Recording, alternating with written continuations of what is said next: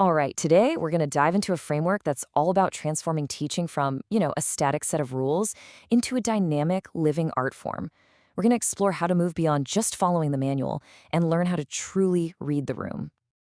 So let's kick things off with a pretty big question. We all have this idea of a great teacher, someone with this kind of innate magic, right? But what if our modern way of training, with its focus on methods and techniques, is actually turning them into really skilled technicians instead of the inspiring artists they could be? Well, this leads to what our source material calls the trap of methods teaching. This is what happens when a teacher just applies a formula almost like a robot because it's supposed to work.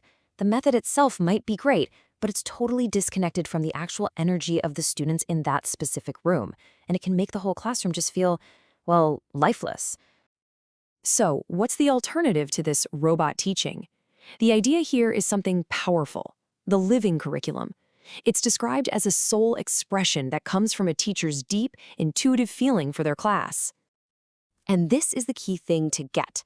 The living curriculum isn't some fixed document you just download and print. No, it's a dynamic framework that starts with a feeling a teacher gets for their class. And that feeling, it becomes the guiding star for the entire school year, shaping everything from the big picture all the way down to the day-to-day lessons. Okay, so how does this actually work in practice? The very first step is to find a kind of true north for the classroom. You do that by creating a unifying image. It's a way of giving that initial feeling a face. And what's so important here is that this whole process doesn't start in a head, with a spreadsheet or a list of learning objectives. It starts with a non-analytical feeling, an impression that's felt by the heart. It's all about sensing the collective personality of the class before you even try to put a label on it.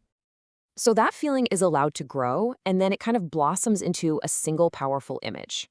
For example, a teacher felt a certain energy from their class, and the image that popped into her mind was a duck swimming on water. Now I know it might sound a little weird, but stick with me, because this is where the magic really starts to happen. So, for one of these unifying images to really be useful, it needs to have some tension in it, what the source calls polarities. So the duck isn't just floating there. As you can see, it can be dipping down into the water for food, which represents this grounded, almost metabolic energy. Or it can be taking flight, which represents a more intellectual, airy kind of energy. These two poles, these polarities, let the teacher diagnose and work with whatever the class's dominant energy is at any given time. So the duck gives us a simple example of that polarity. But to make this crystal clear, let's explore a full case study. For one particularly chaotic classroom, the unifying image that came to the teacher was the pirate ship. This sentence right here, this was the teacher's core feeling, captured perfectly. Just imagine it for a second. A crew, full of energy. They all want the treasure, but there's no discipline, there's no direction, and there's absolutely no one steering the ship. It's a perfect metaphor for a classroom that's buzzing with energy, but is totally out of control. And this is what's so brilliant about it. It illustrates the central conflict. The polarity here isn't students versus the teacher. It's a conflict inside the students themselves. You've got the treasure-seeking impulse, that desire for the reward at the end, which leads to impatience and chaos. And then you've got this steering the ship work, the focused, patient, collaborative effort you need to actually get there. The core insight? You can't get the treasure without doing the hard work of steering. Now, this is where the framework becomes a really practical map for the whole year. The teacher actually maps this pirate journey across the seasons. So in the autumn, the class is navigating stormy waters, and their inner task is to learn diligence and focus.